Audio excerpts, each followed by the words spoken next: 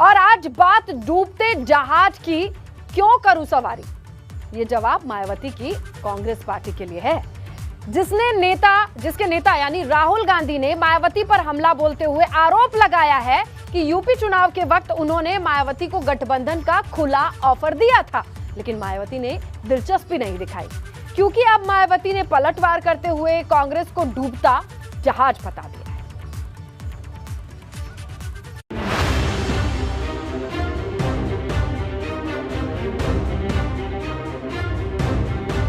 मायावती और राहुल वार पलटवार, सियासत का धुआंधार प्रहार। गठबंधन से दूरी, वक्त की मजबूरी। बसपा और कांग्रेस दो ऐसे राजनीतिक दल जिन्होंने उत्तर प्रदेश की सियासत में सबसे ज्यादा बार सरकारें चलाई। मायावती यूपी की इकलौती ऐसी नेता हैं जो 4 बार लखनऊ के सिंहासन पर काबिज हुई, लेकिन मौजूदा वक्त में कांग्रेस और मायावती दोनों ही हाशिए पर हैं। जहां कांग्रेस 1989 के बाद से वनवास पर है, वहीं मायावती 2007 में आखिरी बार सूबे की मुखिया बनी।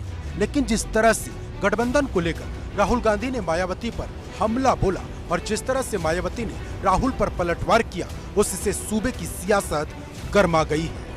तो पेगासस, सीबीआई, ईडी ये पॉलिटिकल सिस्टम को कंट्रोल करते हैं। कोई राजनेता, जैसे आपने देखा होगा मायावती जी ने चुनाव ही नहीं लड़ा। हमने मायावती जी को मैसेज दिया, अलायंस करिए, चीफ मिनिस्टर बनिए, बात तक नहीं की। कल कांग्रेस पार्टी के पूर्व अध्यक्ष श्री राहुल गांधी ने हमारी पार्टी व खासकर पार्टी की मुखिया को लेकर जो कुछ टीका टिप्पणी की है, तो उससे इस पार्टी की विशेषकर दलितों व अन्य उपेक्षित वर्गों के साथ साथ बीएसपी के प्रति भी हीन व जातिवादी मानसिकता। दरअसल यूपी में इस बार मायावती सिर्फ एक ही सीट जीत पाई और जो एक सीट मिली वो भी विधायक उमाशंकर सिंह की निजी जीत बताई जा रही।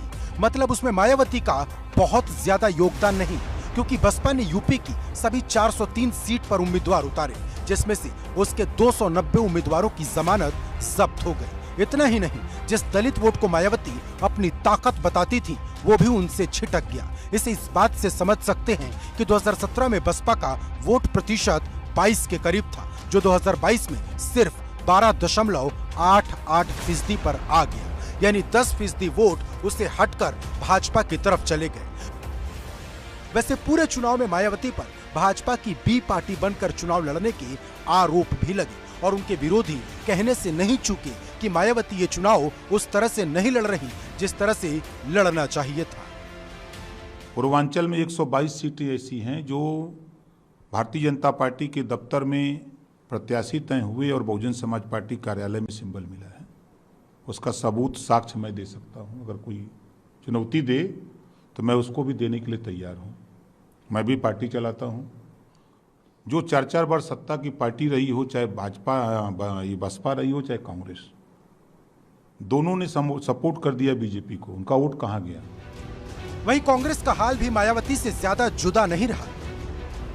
22 की जंग में कांग्रेस के हिस्से सिर्फ 2 सीट आई, जिसमें से एक सीट रामपुर खास की थी, जहां से प्रमोद तिवारी की बेटी आराधना मिश्रा दोबारा चुनाव जीती। दूसरी सीट महाराजगंज की फरेंदा, जहां वीरेंद्र चौधरी चुनाव जीते। जानकारों की माने तो दोनों ही प्रत्याशियों की ये निजी जीत बताई गई, क्योंकि कांग्रेस ने यूपी में 399 सीटों पर चुनाव लड़ा, जिसमें से 387 सीटों पर उसके प्रत्याशियों की जमानत जब्त हो गई। सिर्फ 12 उम्मीदवार ऐसे थे जो अपनी जमानत बचाने में कामयाब रहे। कांग्रेस को महज 2.4% वोट मिला, जो अब तक के इतिहास का सबसे कम वोट शेयर है, क्योंकि कांग्रेस के मुकाबले राष्ट्रीय लोकदल को 2.9% वोट मिला, जो 33 सीटों पर चुनाव लड़े। मतलब एकदम साफ है कि अगर कांग्रेस और बसपा गठबंधन कर भी लेते तो कोई खास फर्क नहीं पड़ता।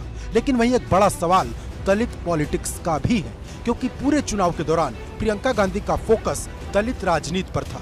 वो हाथरस में दलित बेटी की हत्या, आगरा में वाल्मीकि परिवार के एक सदस्य की हत्या को लेकर खुद को दलित नेता के तौर पर स्थापित करती दिखाई दी।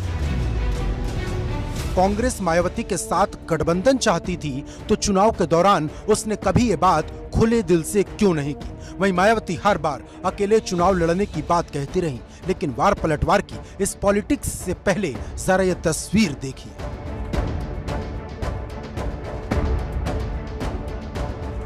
ये तस्वीर 2018 की है, जब कर्नाटक में कुमारस्वामी के शपथ ग्रहण समारोह में पूरा विपक्ष इकट्ठा हुआ था, लेकिन निगाहें टिकी थी मायावती और सोनिया गांधी पर, जो पूरे वक्त एक दूसरे का हाथ पकड़े नजर आई।